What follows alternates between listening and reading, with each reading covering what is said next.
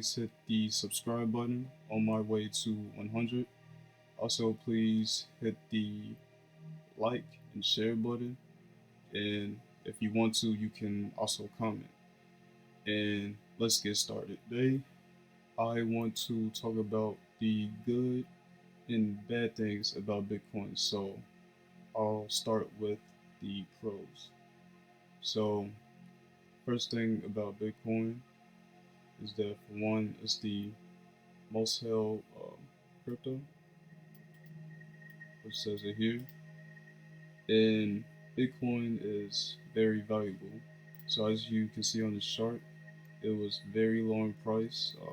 It was even lower than this, but it doesn't show on the chart. Says Bitcoin goes back to 2009, and as you can see over time, it increases in price. And then 2017, it hit a big new all-time high, a little below $20,000.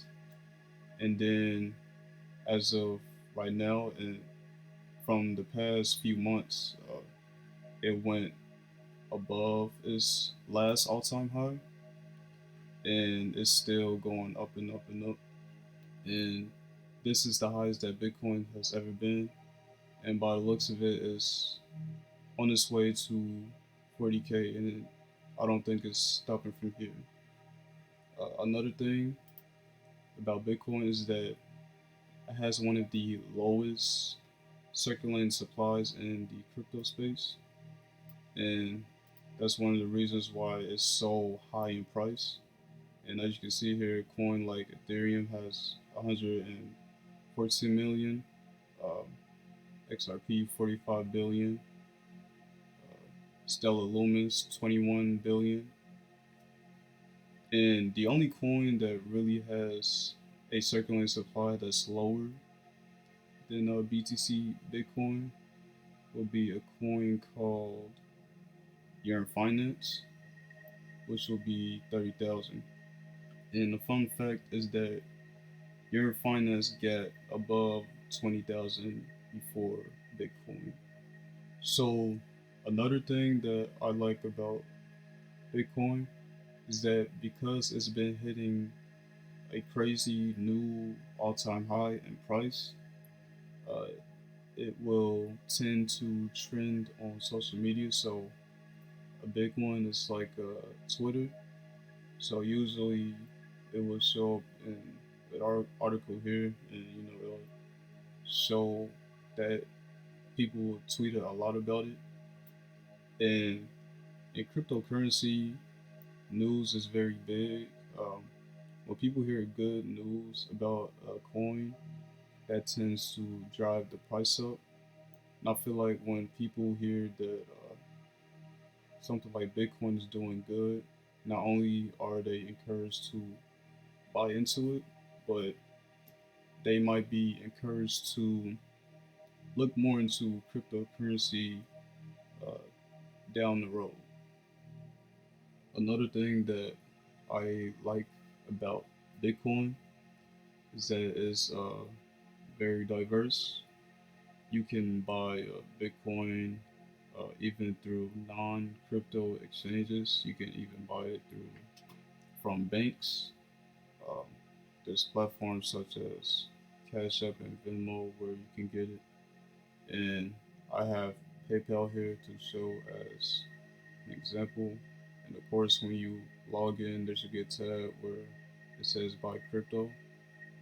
Me personally, I wouldn't buy crypto through these exchanges. There's less capabilities, and there's a very short listing of crypto coins. And as you can see here, PayPal only has 4 cryptos that you can buy. Another thing that I like about Bitcoin is that big time corporations are starting to put their money towards it, and that really shows that they truly believe that it will be a huge asset in the future. So this chart here shows the top 10 companies that have invested their money into Bitcoin. So you have company called MicroStrategy Incorporated, who put in almost half a billion into BTC. And you have the biggest company, Grayscale Bitcoin Trust, which put in 4.8 billion into BTC, and you can see the dates that they put their money into it. So August 2020, June, October 2020. So if we go back to the Bitcoin chart, so back in 2017 when it almost hit 20K, it was really just investors that pumped this price, and it went down after that. But it's different this time because corporations are there are now corporations that are pushing this price, and it is because of that that I believe that it will never go back down. Like it will never go back down, say 15K, because these corporations they plan on putting their money into Bitcoin for a very very long time, and they basically control the market cap of BTC. The last good thing I want to say about BTC Bitcoin is that because of the new all-time highs has been hitting these past few months, it is now top 10 most valuable global assets. So they show a chart here, and as you can see here, Bitcoin has become number 9 and one of the most invested things in a market. And I say because crypto is so young that over time it's bound to become number 5, number 1 most invested asset globally. So now I will get into the cons, the bad things about Bitcoin. So for one, Bitcoin has the oldest protocol in the crypto space, and is therefore very slow.